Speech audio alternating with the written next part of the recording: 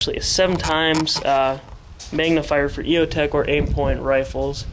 It's a very, very neat thing. Honestly, don't think I'm ever going to use it. Probably use it for plinking, for using the eotech more of a scope than not. But it's one of those things I just kind of bought for the heck of it. I also have a quick detach mount for it if I were ever to use it. Probably use that. Again, another video, you might see it on there. And then here is an eotech 552.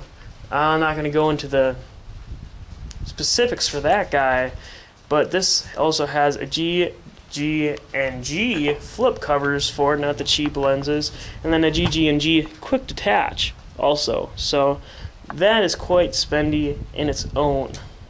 And then one thing too, I'm gonna get to this. You're gonna notice this ejection port is very, very neat. It says zombie killing time. That's kind of what it stands for. Just kind of a neat little thing I thought I'd throw on this rifle too, because it's the one I'm going all out on. And then the cool thing is when you were to cock back the latch, of course it says on the left brains and on the right question mark, kind of like the zombies in the classic movies where they're brains or whatever. So I thought that was something that's just really interesting to throw in there. I'm gonna fix that too. On the bolt, you can see this is actually an upgraded BCG for it. It's nickel boron from Spikes Tactical again.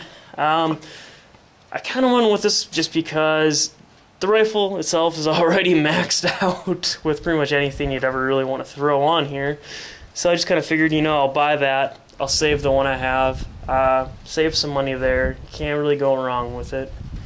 And that's what I did. So if any more or less info about that, I don't think I'll do a video on it, is it's much smoother operation. It self-lubricates much better than the phosphate ones. And it's just, it's just interesting. Alright, and one of the last upgrades I have, lock the bolt back, is the BCM Gunfighter latch. Let's see here. It's from Voltor. You can't see that part because it is covered up in the port. You can see how it's laser engraved on there. And more or less, this just makes it so you can easily just take a finger and bring. Don't really have a good thing on it here, but you just take one finger, whoosh, all the way back. And then that, of course, is just one of those tactical things where in a quick situation, if you had some type of jam or broken case, it'd be really easy just to, get that extracted open and whatnot. That is just one of the nice little perks on this rifle. Also, of course, the barrel is chrome lined. I don't know how well you can see it in there. Yeah, you can see that pretty decent, but it's chrome lined. Nice little perk too. And that is really everything about this rifle that you'd really want to see. And for prices, because I know some people are, of course, out there wondering for prices, I got a little part of my list on here for this. Alright, for the upper. This is, like I said, the stock, the concussion upper for $950 from Spikes Tactical. The Troy rear and front folding sights are $250. Got them a little bit cheaper, but that's how much they usually retail for. 5.52 without the extras is $550. The Gunfighter charging handle, BCM Gunfighter charging handle actually, is about $65. The nickel boron or BCG, sorry, nickel BCG group carrier, whatever you want to call it, that was $250. But I'm counting it as a $100 upgrade because I'm probably gonna use that other bolt carrier someday.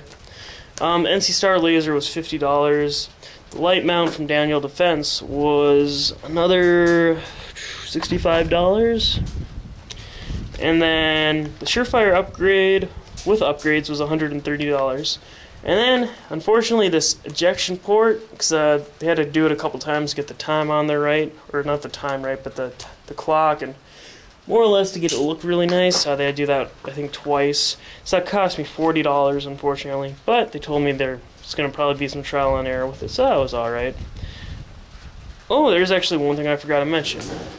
of course, this gun is unloaded, so this is safe to do. Otherwise, if you're ever at the range or anything like that, you would never want to be handling a gun this carelessly. So, is the rifle mount here? It's kind of, for you that aren't familiar with it, of course, this doesn't have your sling mount where your front sight block would be.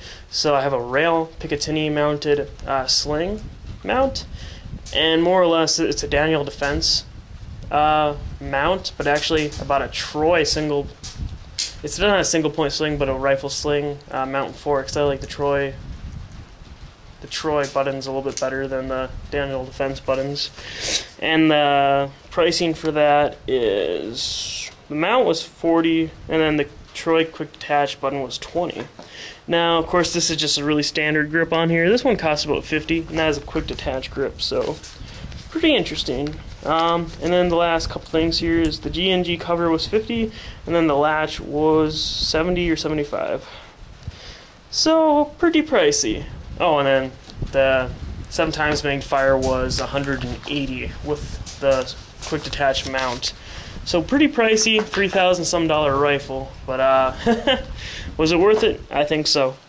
Alright, I'm gonna splice some shooting in with this, and then this is actually, I think I'm gonna have a fast video, but this is the longer explanation, and hope you guys like it.